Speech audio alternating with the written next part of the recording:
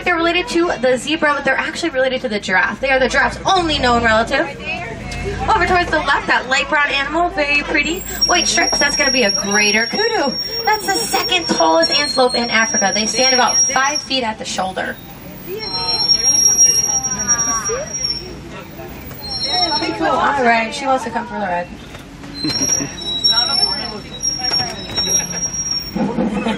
Now we're about to come up to a watering hole on the left. This is where the black rhinos like to hang out. Unfortunately, black rhinos are being poached for their horns. Because of poaching, there are less than 5,000 of them left in the whole world. Now, black rhinos sometimes are very hard to see. They like to blend in with their background. They look like big muddy rocks. Over to the left, that black and white bird with the orange bill. That's a saddle-billed stork. That's actually the tallest stork in Africa. It stands about 5 feet in height. There's going to be another one coming up on the right here.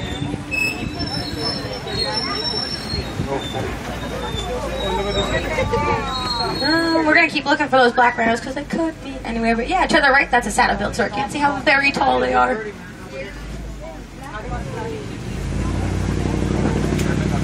And we're going to keep checking. I do see another greater kudu is going to be coming up on the right side of the truck.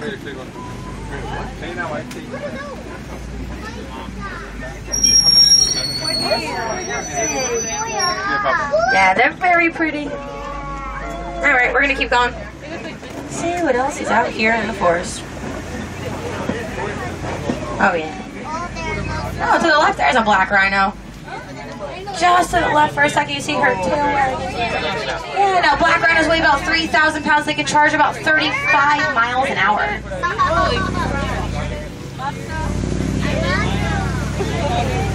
To the left, those reddish-brown animals laid back there are the bongo. They're also known as the ghosts of the forest. They're actually shy, reclusive animals, as you can tell. They like to hide in the thick of the forest. And that's where we're going, heading deeper into the forest to see what else is out here. Let's go. Now, is anybody interested in seeing some hippos? You are? Alright. We're going to head on into the Safi River. The Safi River is a great place to look out for hippos. Now, if we don't see any on the right side of the river, it's not a good view. That's okay. We usually get pretty lucky on the left side of the river. Now, watch out for those air bubbles or movement underneath the water. That's how we'll find the hippos. I do see one over towards the right, but like I said, it's really not the best view. Oh, there's Now, hippos, they can submerge themselves underneath the water. They do it for about 8 minutes at a time because that's how long they can hold their breath for. We're going to draw our attention over towards the left. I see one right here. And it looks like there are a couple more around this island, and that's where we're going to go.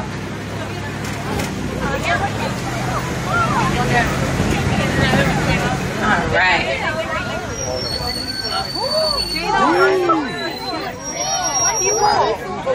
Now, hippos can eat about 150 pounds of grass every single day. Yeah, they like to glide around the bottom.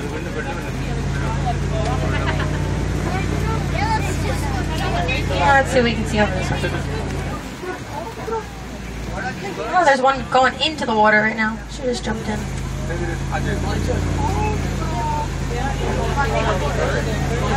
Alright, we're about to cross a really unstable bridge, so everybody please stay seated. There are Nile crocodile underneath this bridge. Over to the left, the Nile crocodile.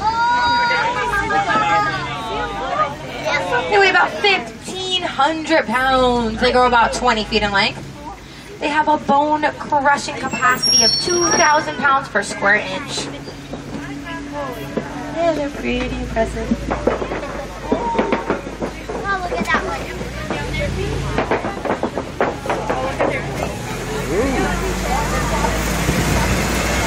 And it looks like we're starting to leave the forest and head into a different part of the river.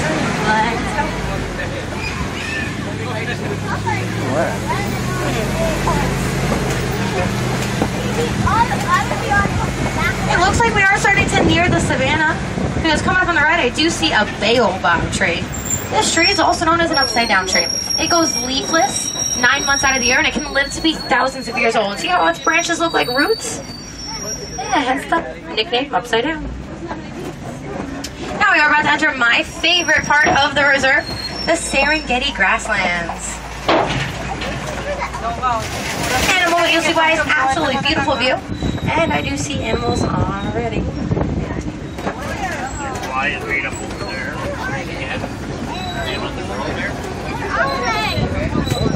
Now, the Serengeti grasslands is also known as a superhighway for millions of migrating animals throughout Africa every single year. Some of the more famous animals, like the giraffe, the elephant, and the lion, they live here in the savannah. What you folks are seeing is the wild Africa that we're trying so hard to conserve. Now, once again, the animals are free range. They migrate all over the place, especially here in the savannah. It's a very large area. So they could literally be anywhere, so just keep your eyes open. Once again, and let me know if you see any type of activity. I did see a lot of activity over that way. We were coming down from the overlook. And that's the way we want to go.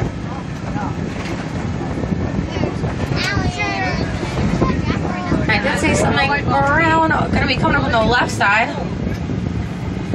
And they are the sable antelope. Coming up here on the left. Now the sable antelope, as they mature, their coat gets darker. The one with the darkest coat is the most dominant, or the alpha.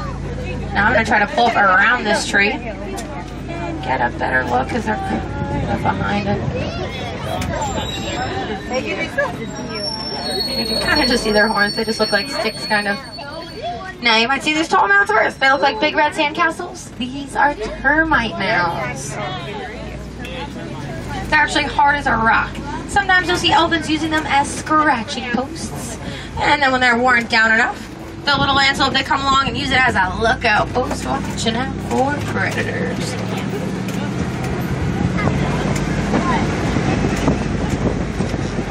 Like I said earlier, I did see a lot of activity up ahead around this bend. So we're going to keep our eyes open and see what we can see.